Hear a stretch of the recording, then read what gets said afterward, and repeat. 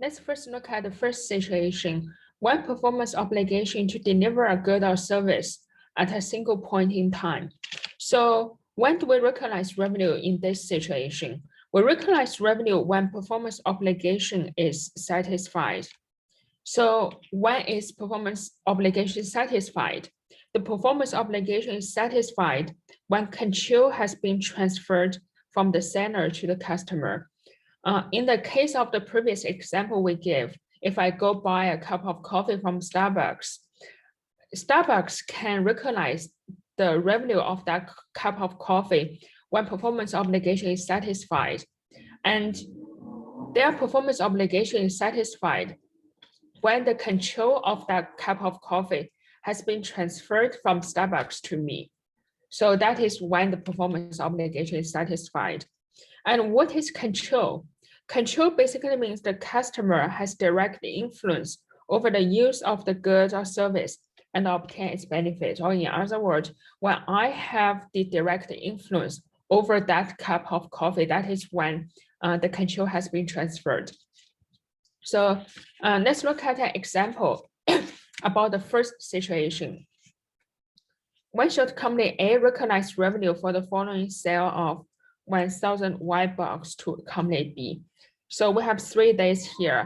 On December 20th, 2015, company B ordered 1,000 white box at a price of $240 each, promising payment within 30 days after delivery. So this is the order date. And then on January 1st, company A delivers 1,000 white box to company B, entitled to white box transferred to company B. So that is the date of delivery and when the title is transferred. On January 25th, company A receives 240,000 payment from company B. That is when the payment has been received.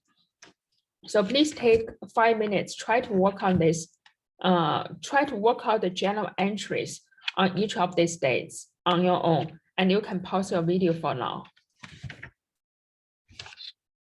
So let's look at this. On December 20th, 2015, when company B ordered those white box, is there any journal entry needed?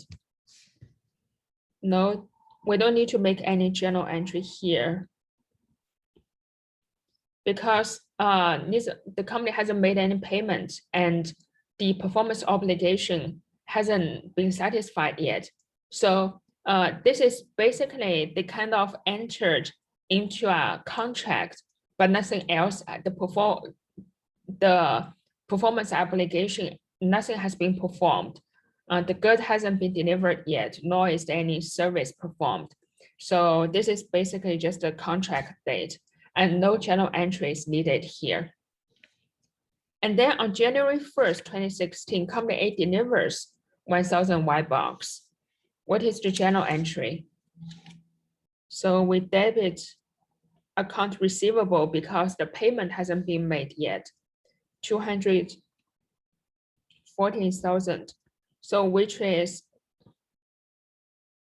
1,000 white box multiplied by 240 and credit sales revenue.